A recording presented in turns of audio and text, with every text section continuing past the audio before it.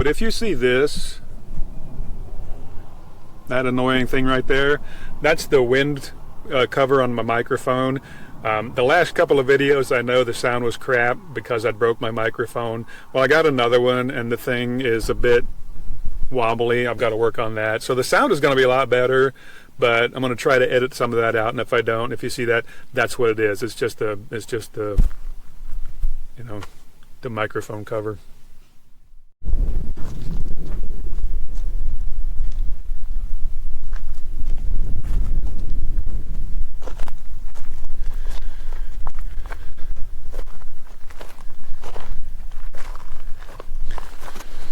This is the Sonoran Desert, way south Arizona, almost to Mexico.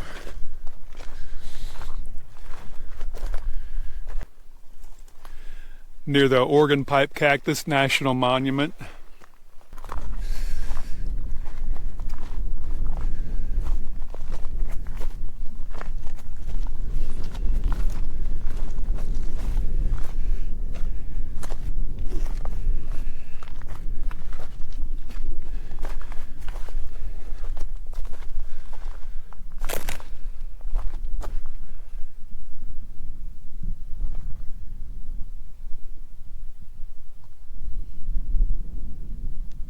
You see the van way down there.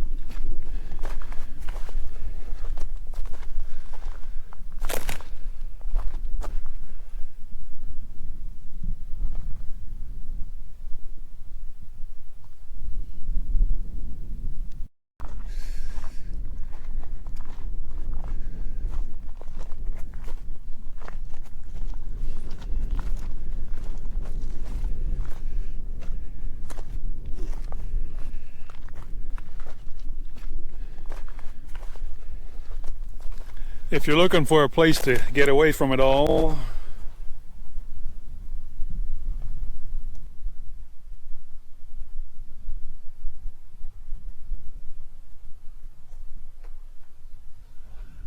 then the Sonoran Desert is for you.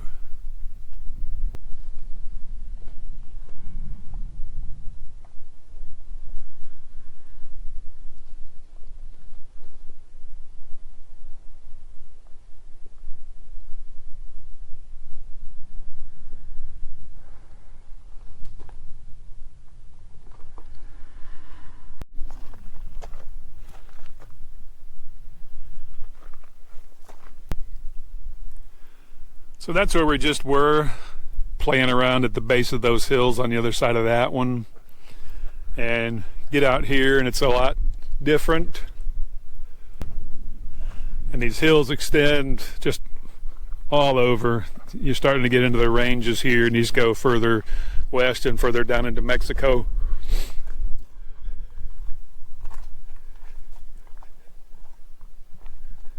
So it's a little more barren here. The ground is a lot more sandy.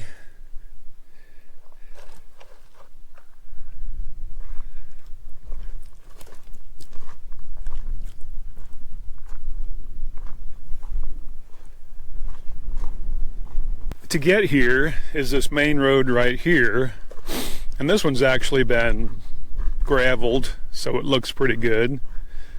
It's a nice big road, gets you in and out. That way is the town of Ajo, and that way is the Organ Pipe Cactus National Monument and Mexico. So it's an easy way in and out. there's a little rough road coming in, several miles of washboards. It was really rough getting through, slow going. But in case anybody's wondering or happens to think about it, I have no fear. I mean, it's just not as bad as it looks. You know, I'll show the coordinates where I am in the description below. You can click on that. And I looked at that originally and I thought, man, that's just out there. There's nothing there. You know, all desert, very, very dangerous, hot in the summer, cold at night in the winter. And all that's true, but there's a town maybe 15 miles that way. I have everything I need. I've got food and water in here for a month if I want. If I broke down, I'd be fine. I mean, there's just nothing really to be afraid of, unless you just don't like wide open spaces, because that's what it is. From up there, I could see one camper, and on the way in, maybe a dozen over 15 miles, something like that. It's just not a popular area, but it's an area where if you don't want to camp with other people, this is the place to go. I saw one jackrabbit and nothing else. I mean, it's just a barren area, and if you look on the map, that's exactly what you see. It's just different when you get out here and you actually see it and experience it. Dry air, nice breeze blowing. It's a beautiful day. I mean, I'm going to sit here and eat some lunch and in the shade and just relax for a little while. I did a little hiking. I'll do a little more later. It's just not as bad as what you think, and it's so remote. I really am out here on my own. Again, only a handful of people around. If I broke down, I could walk to find somebody. But you look on a map and you don't get that impression. You zoom in on Google Earth and you think, man, that is really out there. And again, it is. If I were to take off walking with no food or drink, I'd be dead. But if you are one of those people who wants to get out here and look at this, be prepared for it. Whether you plan on coming out for a couple of hours or a couple of days, bring water, bring food, bring sunscreen if it's the hotter times of year. I have a first aid kit. You know, I've got all that. I'm prepared for that for most things. There are snakes out here, but that's just it. As I said, it's definitely different being here than looking at it on the map. It's not nearly as bad, you know, when I get out there and look at it. But at the same time, you could die out here. I could die out here, you know. So if you plan on coming out here at all, think ahead of time and be prepared for it.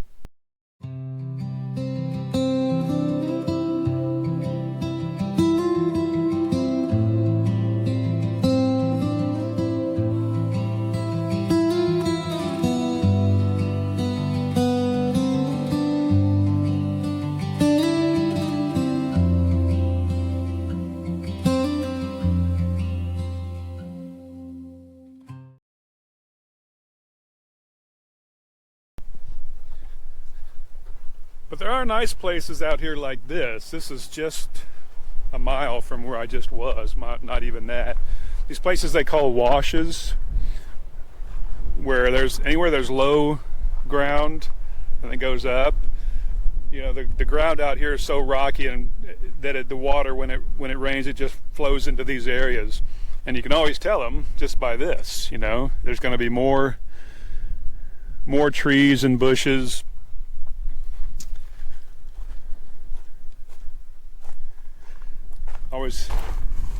Always going to be sand.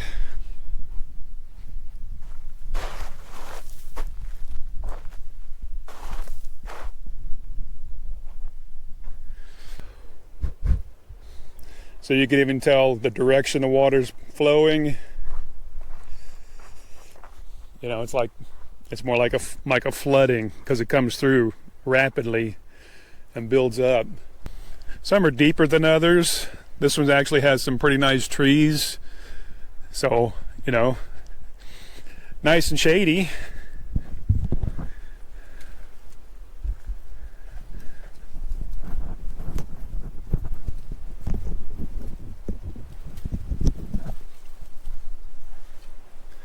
Nice and shady if you get caught out on a hot day. This wouldn't be a bad place to take a rest. But yeah, they go on for miles, and if you look at if you look at this on the map, this is what you see when you see those lines crossing through.